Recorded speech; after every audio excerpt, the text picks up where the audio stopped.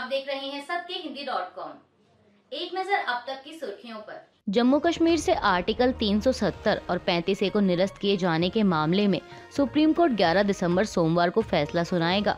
गौरतलब है कि सरकार ने 5 अगस्त 2019 को जम्मू कश्मीर को विशेष दर्जा देने वाले आर्टिकल 370 और 35A को निरस्त कर दिया था, जिसके खिलाफ जम्मू कश्मीर के दो प्रमुख राजनीतिक दलों नेशनल कॉन्फ्रेंस और PDP के नेता समेत अन्य ने सुप्रीम कोर्ट में याचिका दाखिल की थी।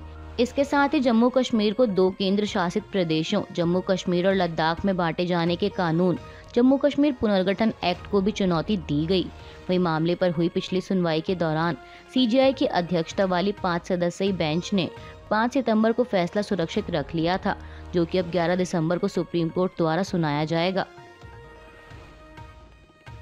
कैश फॉर क्वायरी के आरोपों से घिरी TMC सांसद महुआ मोइत्रा की सांसदी पर तलवार लटकी हुई है।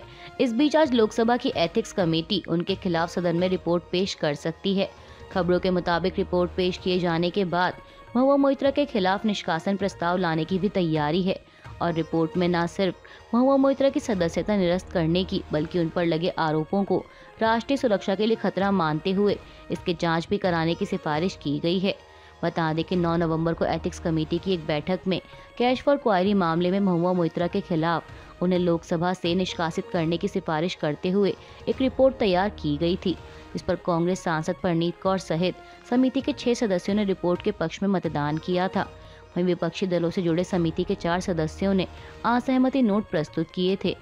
विपक्ष के सदस्यों ने रिपोर्ट को फिक्स्ड मैच करार देते हुए कहा था कि बीजेपी सांसद निशिकांत दुबे द्वारा दायर शिकायत के समर्थन में कुछ भी सबूत पेश नहीं किया गया। बता दें कि आखिर ये मामला है क्या। दरअसल बीजेपी सांसद निशिकांत दुबे ने लोकसभा में सवाल पूछने के लिए TMC सांसद महुआ मोइत्रा और बिजनेसमैन दर्शन हीरानंदानी के बीच रिश्वत के लेन देन का आरोप लगाते हुए लोकसभा स्पीकर ओम बिरला को शिकायत पत्र लिखा था। इसे स्पीकर ने जांच के लिए संसद की एथिक्स कमेटी के पास भेज दिया था। तेलंगाना के बाद आज मिजोरम को भी अपना नया मुख्यमंत्री मिल जाएगा। बता दें कि मिजोरम विधानसभा चुनाव में बहुमत से सरकार बनाने वाली ZPM के नेता लाल दुहोमा आज 8 दिसंबर शुक्रवार को मिजोरम के मुख्यमंत्री पद की शपथ लेंगे। उनके शपथ ग्रहण समारोह की जानकारी देते हुए एक वरिष्ठ अधिकारी ने बताया कि लाल दुहोमा के अलावा उनके मंत्रिपरिषद के अन्य सदस्य भी शुक्रवार को शपथ ग्रहण करेंगे। राज्यपाल हरिबाबू कंभमपति लाल दुहोमा के अलावा अन्य मंत्रियों को पद और गोपनीयता की शपथ दिलाएंगे और इसे लेकर तैयारियां पूरी कर ली गई हैं। उन्होंने बताया कि शपथ ग्रहण समारोह सुबह 11 बजे से शुरू होगा। साथ ही बता दें कि मिजोरम राज्य के गठन के बाद यह पहली बार होगा जब यहाँ गैर कांग्रेसी और गैर MNF सरकार बनेगी। वहीं कल गुरुवार को तेलंगाना को भी उसका मुख्यमंत्री मिल गया है। बता दें कि कांग्रेस ने पार्टी के वरिष्ठ नेता रेवंत रेड्डी को मुख्यमंत्री पद की जिम्मेदारी सौंपी है।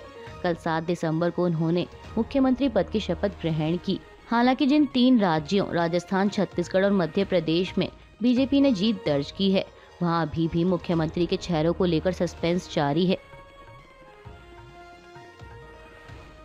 महाराष्ट्र की राजनीति एक बार फिर सुर्खियों में है। दरअसल ऐसा इसीलिए क्योंकि राज्य की महायुति गठबंधन सरकार के बीच तकरार देखने को मिल रही है और इस तकरार की वजह है कथित मनी लॉन्ड्रिंग मामले में जमानत पर बाहर आए राज्य के पूर्व मंत्री और NCP के वरिष्ठ नेता नवाब मलिक, जिन्हें लेकर महाराष्ट्र के उप मुख्यमंत्री देवेंद्र फडणवीस ने दूसरे उप मुख्यमंत्री अजीत पवार को पत्र लिखा है। दरअसल जमानत पर बाहर आए नवाब मलिक 7 दिसंबर को पहली बार विधानसभा सत्र में शामिल हुए। इसे लेकर देवेंद्र फडणवीस ने ऐतराज जताते हुए अजीत पवार को पत्र लिखकर कहा कि आज पूर्व मंत्री और विधायक नवाब मलिक ने विधानसभा की कार्यवाही में भाग लिया। विधानसभा का सदस्य होने के नाते उन्हें ऐसा करने का अधिकार है। हमारी उनसे कोई निजी दुश्मनी नहीं है, लेकिन उन पर लगे आरोपों को देखते हुए हमें लगता है कि उन्हें महायुति गठबंधन में शामिल करना उचित नहीं होगा। फडणवीस ने लिखा कि नवाब मलिक जमानत पर बाहर हैं और उन पर लगाए गए आरोपों से उन्हें बरी नहीं किया गया है। डिप्टी CM ने आगे कहा कि यह तय करना पूरी तरह से आपका विशेषाधिकार है कि आपकी पार्टी में कौन होना चाहिए, लेकिन साथ ही यह देखना हर गठबंधन सहयोगी का महत्वपूर्ण कर्तव्य है कि उसके फैसले से महायुति को नुकसान ना हो। इसलिए हम मलिक को शामिल करने का विरोध करते हैं। देवेंद्र फडणवीस द्वारा अजीत पवार को लिखे गए पत्र पर पवार गुट की प्रतिक्रिया आई है। अजीत पवार गुट के नेता अमोल मिटकारी ने कहा कि फडणवीस को अपने विचार निजी तौर पर बताने चाहिए थे, न कि इसे सार्वजनिक करना चाहिए था। उन्होंने कहा कि अगर बीजेपी और फडणवीस को नवाब मलिक के बारे में आपत्ति है तो उनके पास व्यक्तिगत रूप से पवार को सूचित करने का विकल्प था, लेकिन व्यक्तिगत रूप से चर्चा किए बिना फडणवीस ने एक पत्र लिखने का फैसला किया और इसे सोशल मीडिया के माध्यम से प्रसारित किया। उन्होंने कहा कि मुझे लगता है कि गठबंधन में आप इस तरह काम नहीं करते। अब अजीत पवार इस पर फैसला लेंगे। वहीं एनसीपी शरद पवार गुट की नेता सुप्रिया सुले ने भी इस पर रिएक्ट करते हुए फडणवीस के इस पत्र को दुर्भाग्यपूर्ण करार दिया है। सुप्रिया सुले ने कहा कि हमारे लिए नवाब मलिक एनसीपी के वरिष्ठ नेता हैं और हम हमेशा उनके पीछे खड़े हैं। एक व्यक्ति तब तक निर्दोष है जब तक उसका दोष सिद्ध न हो जाए। उन्होंने कहा कि कोर्ट ने मलिक को जमानत दे दी है, फिर भी फडणवीस ने ऐसा पत्र लिखा जो कि दुर्भाग्यपूर्ण है।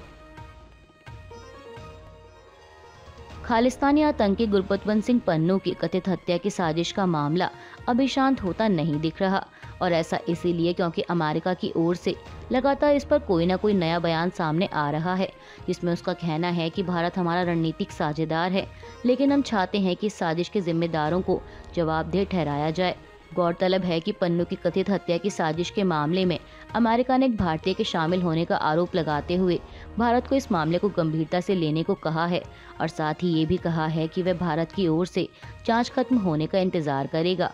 इस बीच व्हाइट हाउस के प्रवक्ता जॉन किर्बी से एक प्रेस कॉन्फ्रेंस के दौरान जब ये पूछा गया कि क्या इस मुद्दे से भारत और अमेरिका के रिश्तों पर कोई असर होगा, इसके जवाब में उन्होंने कहा कि हम चाहते हैं कि इसकी जांच की जाए और जो भी इसके लिए जिम्मेदार है उन्हें जवाबदेह ठहराया जाए। जॉन किर्बी ने कहा कि अभी इसकी जांच चल रही है और हमें इस बात की खुशी है कि हमारे भारतीय सहयोगी इसे गंभीरता से ले रहे हैं। हालांकि हम इसकी ज्यादा जानकारी नहीं दे सकते क्योंकि अभी इसकी जांच जारी है।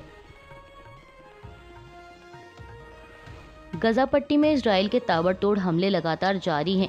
ऐसे में बड़ी संख्या में फिलिस्तीनी लोग अपनी जान बचाने के लिए गजा छोड़कर मिस्र की ओर भाग रहे हैं। वहीं गजा पट्टी छोड़कर मिस्र के सिनाई पेनिनसुला पहुंच रहे शरणार्थियों को लेकर मिस्र ने इजराइल को चेतावनी दी है।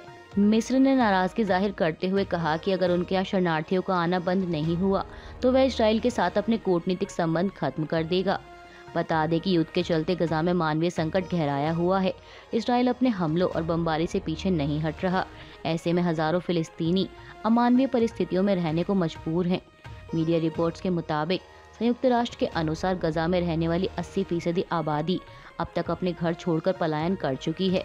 इस बीच संयुक्त राष्ट्र के प्रमुख ने संयुक्त राष्ट्र सुरक्षा परिषद से अपील की है कि वह इस मानवीय आपदा को रोकने के लिए तुरंत कदम उठाएं। गजा पट्टी में इजरायली हमलों में मारे जा रहे आम नागरिकों की मौतों पर अमेरिकी विदेश मंत्री एंटनी ब्लिंकन ने नाराजगी जताई है। उन्होंने एक बयान में कहा कि दक्षिणी गजा में इजराइल की कार्रवाई को एक हफ्ता बीत गया है और उन्होंने वादा किया था कि आम नागरिकों की सुरक्षा की जाएगी, लेकिन उनके वादे और असल नतीजों में अंतर दिख रहा है। बता दें कि यह बात ब्लिंकन ने वॉशिंगटन में ब्रिटेन के विदेश मंत्री से मुलाकात के दौरान एक प्रेस कॉन्फ्रेंस को संबोधित करते हुए कही। मशहूर अभिनेता जूनियर महमूद का 67 वर्ष की उम्र में निधन हो गया है। मीडिया रिपोर्ट्स के मुताबिक उनका निधन पेट के कैंसर के कारण हुआ। उनके पेट का कैंसर 4th स्टेज में पहुंच गया था। उनके निधन की पुष्टि उनके करीबी दोस्त सलाम काजी ने की है। बता दें कि जूनियर महमूद ने हाथी मेरे साथी, मेरा नाम जोकर और कारवा जैसी कई चर्चित फिल्मों में काम किया था। वहीं अब उनके निधन की खबर से इंडस्ट्री में शोक की लहर दौड़ गई है। अभी के लिए बस इतना ही। बाकी की खबरों के लिए बने रहिए सबके हिंदी.com के साथ।